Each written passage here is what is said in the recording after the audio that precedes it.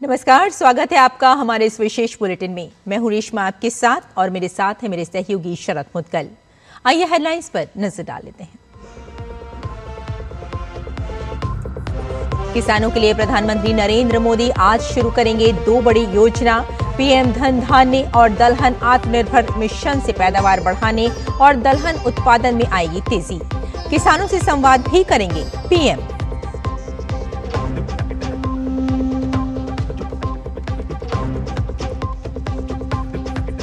बिहार चुनाव को लेकर आज दिल्ली में बुलाई गई बीजेपी कोर ग्रुप की बैठक। उम्मीदवारों के नाम पर होगी चर्चा।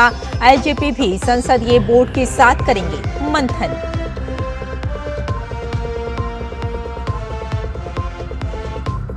अमेरिका चीन में फिर शुरू हुआ ट्रेड वॉर। ट्रंप की ओर से 1 नवंबर से चीन पर 100% टैरिफ और सभी महत्वपूर्ण सॉफ्टवेयर पर निर्यात नियंत्रण लगाने की घोषणा।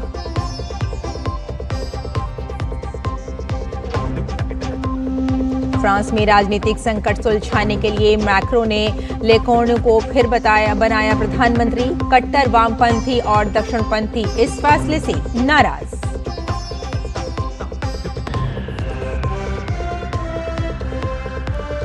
और वेस्टइंडीज के खिलाफ दूसरे टेस्ट के पहले दिन भारत ने 2 विकेट पर बनाए 318 रन। दोहरे शतक की ओर यशस्वी जायसवाल।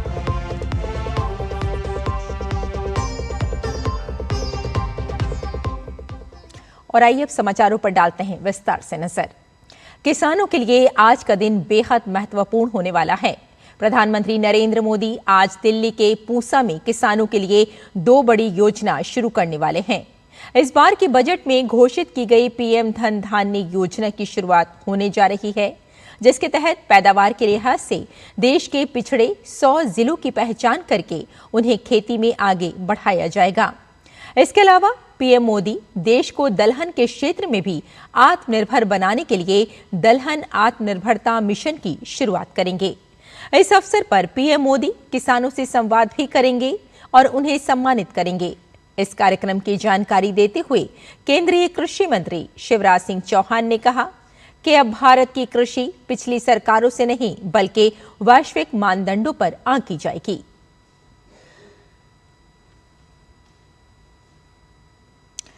किसानों के लिए हो रही पहल को लेकर प्रधानमंत्री नरेंद्र मोदी ने सोशल मीडिया प्लेटफॉर्म एक्स पर लिखा कि देश का कृषि और ग्रामीण क्षेत्र 11 अक्टूबर को एक नए इतिहास का साक्षी बनने वाला है।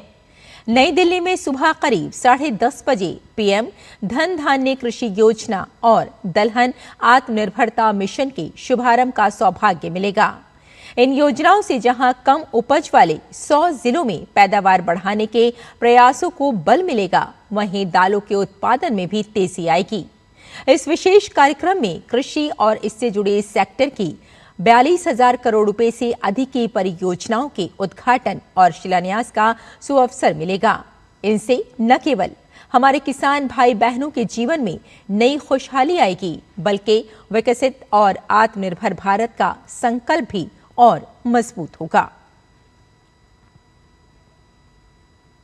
और बिहार चुनाव को लेकर एनडीए में सीट शेयरिंग लगभग फाइनल हो चुकी है, जिसकी जल्द ही घोषणा की जा सकती है। अब बारी है उम्मीदवारों के नाम की। बीजेपी की ओर से आज दिल्ली में कोर ग्रुप की बैठक बुलाई गई है।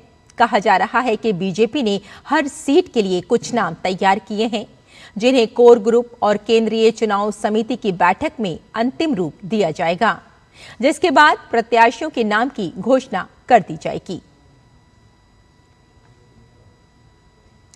वहीं एनडीए में बीजेपी के सहयोगी दल एलजेपी रामविलास ने भी आज संसदीय बोर्ड की बैठक बुलाई है। पार्टी के अध्यक्ष चिराग पासवान की मौजूदगी में इस बैठक में चुनावी रणनीति पर बात होगी। ये बैठक दिल्ली स्थित केंद्रीय कार्यालय में सुबह 11 बजे शुरू होगी।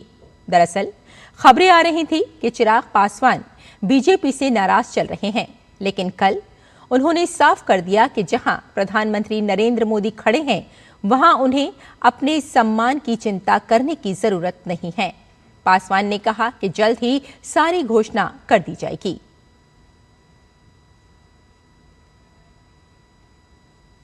अमेरिकी राष्ट्रपति डोनाल्ड ट्रंप ने चीन पर 1 नवंबर से 100% का भारी भरकम टैरिफ लगाने की घोषणा की है। उन्होंने कहा है कि ये टैरिफ चीन पर वर्तमान में लागू किसी भी दूसरे टैरिफ से अतिरिक्त होगा। ट्रंप ने यह भी कहा कि अमेरिका सभी महत्वपूर्ण सॉफ्टवेयर निर्यात पर प्रतिबंध लगाएगा, यानी दोनों देशों के बीच टैरिफ वॉर एक बार फिर शुरू हो गई है। ट्रंप ने शुक्रवार को ही संकेत दिया था कि चीन के नए नियंत्रणों के कारण वो दक्षिण कोरिया में होने वाले एशिया प्रशांत आर्थिक सहयोग शिखर सम्मेलन में चीनी राष्ट्रपति के साथ अपनी बैठक रद्द कर देंगे।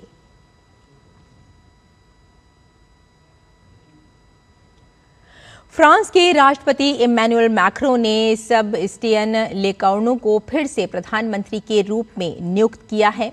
लेकॉर्नु ने हाल ही में इस्तीफा दिया था, लेकिन अब राष्ट्रपति ने उन्हें फिर सरकार बनाने और बजट तैयार करने की जिम्मेदारी दी है। यह कदम देश में बढ़ते राजनीतिक और आर्थिक संकट को संभालने की कोशिश माना जा रहा है। लेकॉर्नु की दोबारा नियुक्ति कई दिनों की बातचीत के बाद हुई है।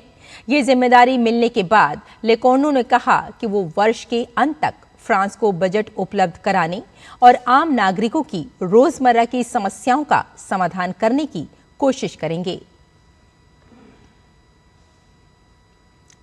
और 12 अक्टूबर को दिल्ली के जवाहरलाल नेहरू स्टेडियम में आयोजित होने वाली वेदांता हाफ मैराथन के लिए मेट्रो का समय बदला जाएगा। प्रतिभागियों की सुविधा के लिए दिल्ली मेट्रो की सेवाएं 4 टर्मिनल स्टेशनों से सुबह 3:15 से शुरू हो जाएंगी। इन स्टेशनों में रेड लाइन रिठाला से शहीद स्थल नया बस अड्डा तक, येलो लाइन समयपुर बादली से मिलेनियम सिटी सेंटर गुरुग्राम तक, ब्लू लाइन द्वारका सेक्टर 21 से नोएडा इलेक्ट्रॉनिक सिटी वैशाली तक और वायलेट लाइन कश्मीरी गेट से राजा नाहर सिंह तक शामिल है। इन सभी टर्मिनल्स पर मेट्रो सेवा सुबह 3:15 से शुरू हो जाएंगी।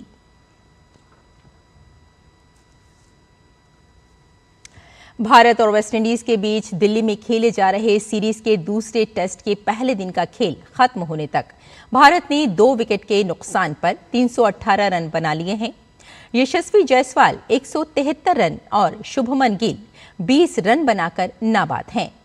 टॉस जीतकर पहले बल्लेबाजी करने उतरी भारतीय टीम को यशस्वी जायसवाल और केएल राहुल ने अच्छी शुरुआत दी।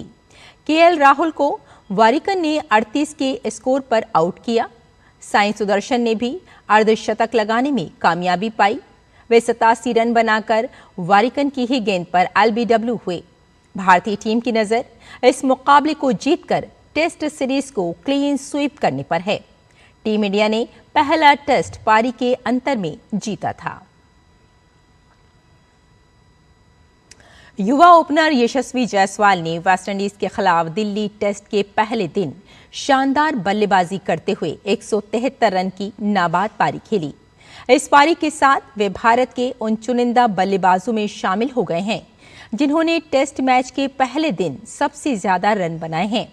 भारतीय क्रिकेट इतिहास में टेस्ट मैच के पहले दिन किसी ओपनर द्वारा सर्वाधिक रन बनाने के मामले में यशस्वी अब तीसरी बार इस सूची में शामिल हुए हैं। इस सूची में सबसे ऊपर वसीम जाफर हैं, जिन्होंने 2007 में कोलकाता में पाकिस्तान के खिलाफ 192 रन बनाए थे। उनके बाद 2017 में शिखर धवन ने गॉल में श्रीलंका के खिलाफ 190 रन की पारी खेली थी। यशस्वी ने 2024 में विशाखापट्टनम में इंग्लैंड के खिलाफ 179 रन बनाए थे और अब 2025 में दिल्ली में वेस्टइंडीज के खिलाफ 173 रन बनाकर इस सूची में एक और बार अपना नाम दर्ज कर लिया है। महिला क्रिकेट विश्व कप में कल खेले गए मैच में न्यूजीलैंड ने बांग्लादेश को 100 रन से हरा दिया। ये इस विश्व कप में न्यूजीलैंड की पहली जीत है। इससे पहले टीम को अपने दोनों मुकाबलों में हार का सामना करना पड़ा था। न्यूजीलैंड ने पहले बल्लेबाजी करते हुए निर्धारित 50 ओवर में 9 विकेट पर 227 रन बनाए। जवाब में बांग्लादेश की टीम 39.5 ओवर में सिर्फ 127 रन बनाकर ढेर हो गई।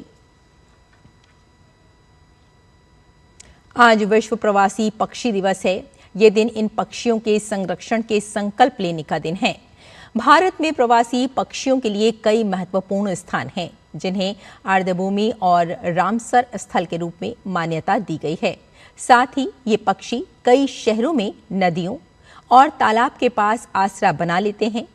विश्व प्रवासी पक्षी दिवस का उद्देश्य बिल्कुल साफ है, यानी शिक्षा, सार्वजनिक कार्यक्रमों और अंतर्राष्ट्रीय सहयोग के माध्यम से पक्षियों की रक्षा को बढ़ावा देना।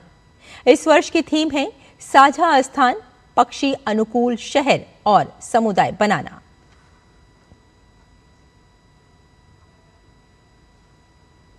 तो हमारे इस विशेष बुलेटिन में फिलहाल इतना ही। मुझे और मेरे सहयोगी शरद मुदगल को यही अनुमति दें। नमस्कार।